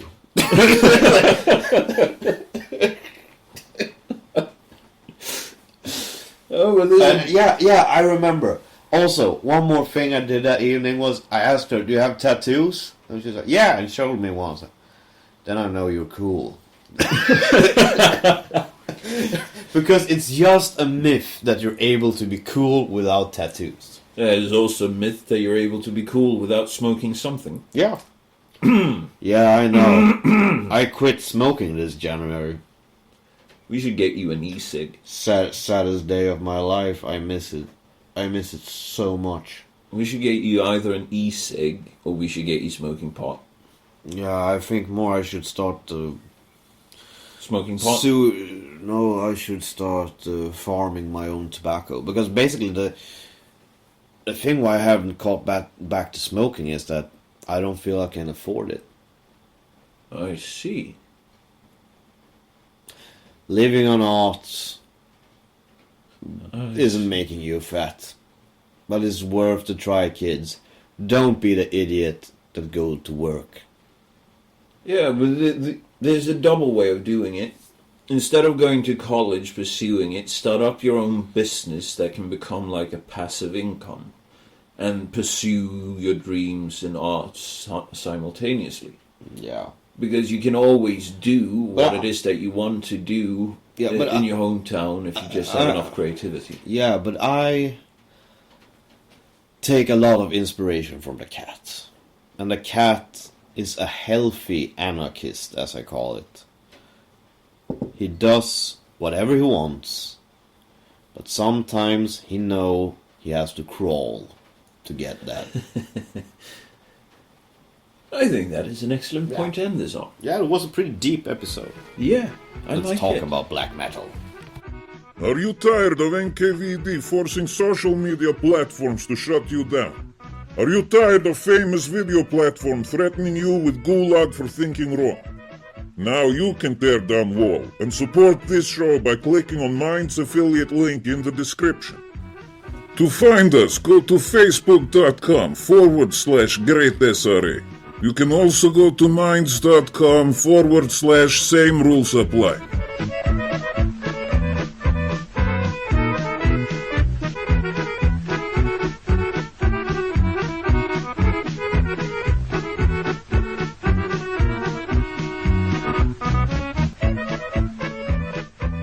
Yes, I can... till Malte välter ut det. We have started the recording. What the fuck is this?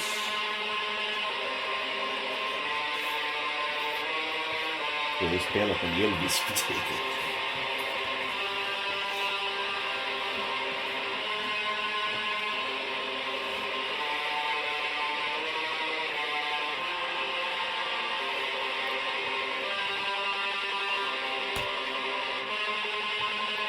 Is this true black metal? This is true black metal. And it's true. Of course it's true.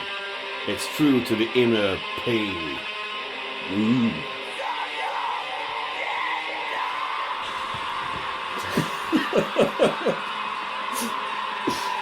What's he so angry about? Pain. Everything. And it's, it's a... You have that part of black metal that the community calls itself anti-human. But Sounds like he needs a hug. he needs a friend and a hug. Yes. You need someone to hug him and tell him it's going to be fine. I promise. It might feel dark right now, but you don't need to worry. What's this? This is more of another type. This is German. This is German black metal.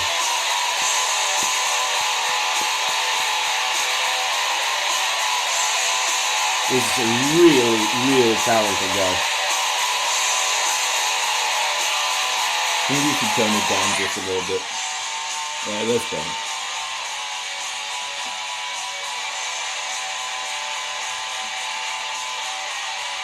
I love this part of black metal, like that Nagaroth that we're listening to now is a part of the necro sound. The whole point of it is that it's supposed to have bad quality. And they call it necro sound. Yeah, the sound of death. His name is, if I remember right, Ash.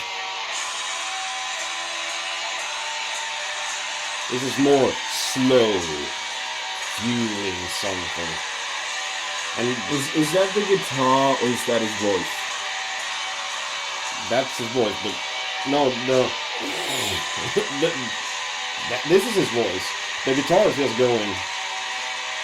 Yeah, well, I was thinking that it might be some echoes through But this is a really microphone. talented guy. He actually has written a really, really nice piece of classical music. Yeah, I will put this as the outro part. Yeah, you do that. Yeah, it's actually quite nice, I think. Hello, kitty. Hello. Are you a bit cuddly? Yeah, so we're at my place. Yes. Jim felt tired. Yeah, I'm a bit of a wimp today. Busy weekend. No, but We'll get to that in the Yeah. main part of the podcast. this is a guy that lives in Germany. He is just fed up with life. He feels he has no part of society. He feels he has no part of humans. So he sells and destroys everything he owns. Packs a bag and moves to the Vietnamese jungle to give up on human life or part of society. This is the guy that make music like this. This is the same guy that you heard before. And this is one of the saddest pieces of music I've ever heard.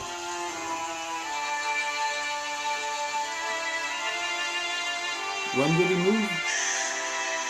2012, I think. And he's not come back. Yeah, he has come back now to make more music and touring and stuff.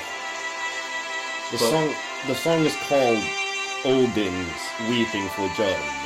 And I don't know really what Jörg is meaning, but I think it is supposed to be the old... He's trying to do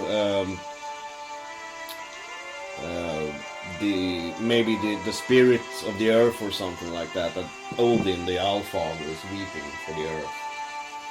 And you hear Odin's ravens in the background and his wolves. And it's really fucking sad. I love driving and listening to this song in the rain.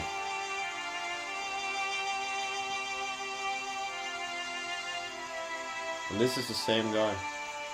He's a really talented artist. But the shit The is... cat is just by the glass. He's trying to drink.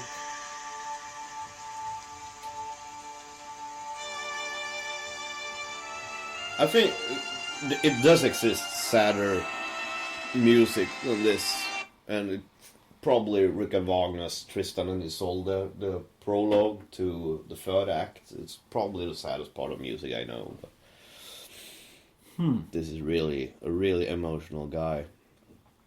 But he gave up on society to move to the Vietnamese jungle. Yeah. That's pretty badass. Yeah, he If released I only had the balls. he released videos about it when he's destroying his own apartment, just tearing everything out of it and throws it in the dumpster. If I only had the balls. I mean, honestly. What the fuck would you eat there? Leaves? I No, don't you know. can't because you're allergic. You would have to catch wild boars every night. Yeah, that's why I don't have the balls. I mean, honestly, it's a certain death sentence for me. Yeah. And I don't really feel like that. Oh, yeah. I actually quite enjoy life. If I remember right, Nogoroth, he doesn't even... Actually, I don't think he even calls it black metal. What does he call it then? Oh, I don't remember, but he made... I think he said he made just one black metal album, and that album is just named Black Metal is Krieg.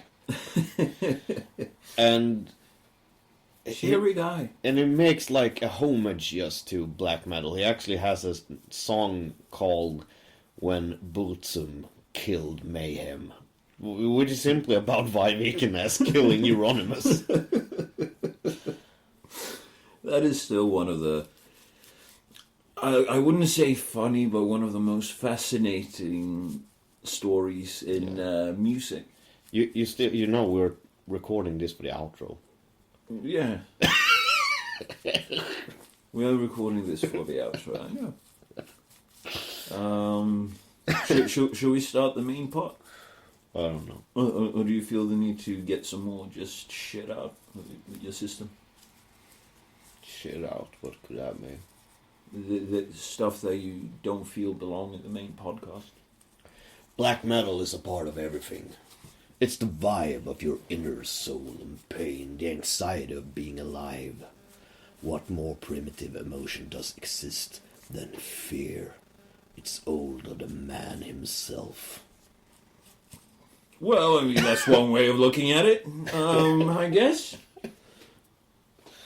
I was meaning, you know, like shit that you wanted to get out of your system connected to any songs or any particular speeches on YouTube or shit like that.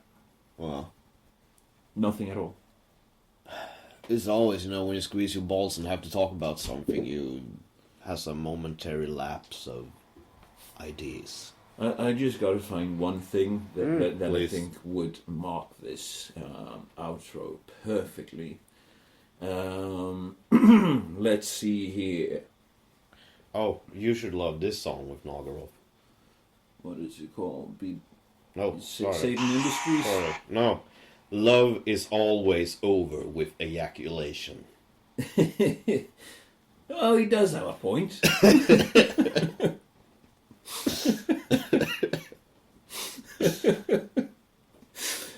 Oh, I just need to get this please. one in.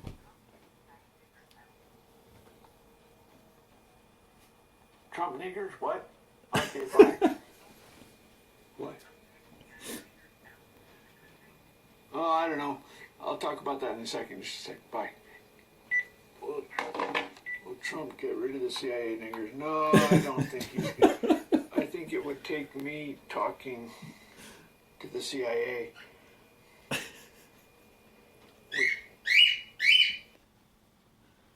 So, have we any updates on how Trump is dealing with the CIA Niggers. niggers? Glow in the dark CIA. Yeah, the glow in the dark CIA niggers. What you heard was audio clip by Terry Davis. Yeah, wait.